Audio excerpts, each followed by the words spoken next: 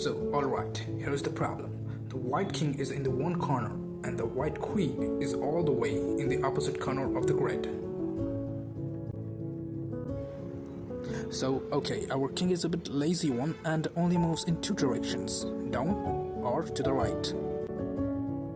But just like every other movie has a villain, so do ours, the Black Queen.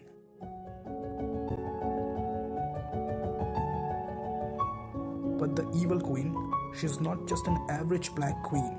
She got some serious superpowers. She can turn any white piece into a black one. Now the Black Queen can be anywhere on the grid. Let's assume that she is at X, Y. Alright, let's see what happens when our white king takes the path that crosses the evil queen to reach his beloved white queen. We can see that as he reaches the evil queen, the white king turns into a black king. By the time he reaches his white queen, she doesn't even recognize him and kill him. Poor king. So our king has to avoid all the paths which crosses the evil queen. But this time our king plays it smart and takes the road not taken approach. He avoids all the evil queen's path and finally reaches his white queen. They share a kiss and just like that they started a family. Now the real challenge is we need to figure out how many paths the king can take to reach his queen without turning into a black king. But this time our king plays it smart. Okay, the first step is to figure out how to calculate the number of paths in a grid. After doing some research, I found out two methods. Both follow the same logic. One uses factorials and the other uses dynamic programming. In this video, I will share you the logic and the factorial method. For simplicity, let's take a 3x3 grid. Our kings start at position 1, 1. And the white queen is placed at 3, 3. We need to find the number of paths from 1, 1 to 3, 3. Our king can move only in two directions, towards the right and in downward direction. Now the maximum number of moves the king can take towards the right is 2. Therefore, our n will be equal to 2. Similarly, the maximum number of moves towards downward direction is equal to 2, so our m will be equal to 2. Hence, the grid size can be obtained by adding just 1 to them. Now, the total number of unique paths in a grid is given by the formula m plus n Cm, where m plus 1 cross n plus 1 is the grid size. Now, how to find the grid size when the starting and the final position both are arbitrary? Suppose we want to find the grid size where the starting position is a, b and the final position is c, d. We need to find the maximum number of moves in both directions, which can be obtained simply by subtracting their respective coordinates. Now, if we also count the initial position, that is a, b, it will give us the grid size. And there it is, our beautiful equation. But we are also curious about how the formula works. Let's dive in and find out.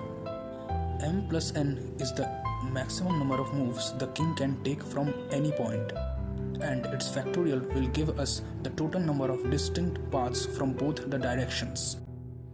We are only interested in finding the unique paths, so we will consider paths with respect to only one direction. Let it be the right one. Now, the formula NCR gives us the total number of combinations of R elements chosen from the set of n elements. Now, simply using this formula, we can extract the unique number of paths. Now, let's try to find out the number of unique paths from 1, 1 to 3, 3. we will use this formula to calculate the number of paths. Now first of all, we will find out the values of m and n, and simply we will substitute their values into the formula and do the calculation to find out the final value. So there exist 6 unique paths from 1, 1 to 3, 3. So we need to understand the logic very well so that our white king can reach his beloved white queen without converting into a black king. Now, if we can eliminate all the paths which crosses the black queen from the total number of paths in the grid, we can obtain the number of safe paths for the white king. So our white king is at starting position 1, 1. Our black queen is at any arbitrary position in the grid x, y, which is a danger zone, and our white queen is at the end of the grid, which is m, n. So this is the simple mathematical representation of the above given equation. So we will find out the number of paths from 1, 1 to m, n simply using the same formula NCR, but in a simplified manner. Now we also need to find out the number of paths from 1, 1 to m, n via x, y. So we will use this formula to find the respective path. So let us understand how this formula has been derived.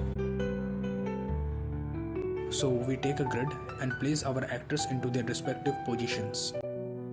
Now first of all, we need to find out the number of paths from 1, 1 to x, y. Let P1, P2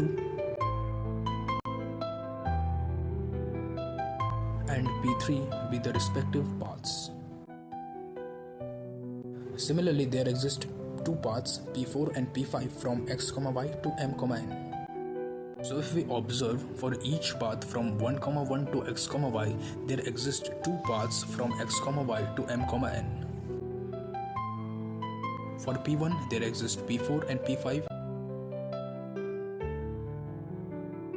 For P2 also, there exist P4 and P5. Similarly, for P3, P4 and P5 exist. So we can conclude that there exist 6 paths. So let's take an example to understand it better. So there are 3 paths exist from white king to black queen, and 2 paths exist from black queen to white queen. So the total number of paths from white king to white queen via black queen is obtained by just multiplying the 2 values. So by substituting the formula, we get the final equation.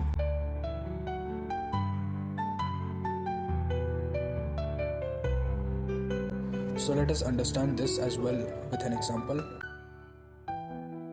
So the total number of paths in the grid is 6. The number of paths from 1, 1 to 2, 2 is 2. And the number of paths from 2, 2 to 3, 3 is also 2.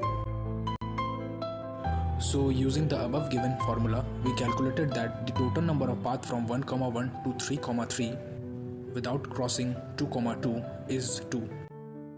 Hence, for the white king, there exist only 2 safe paths to reach his beloved white queen.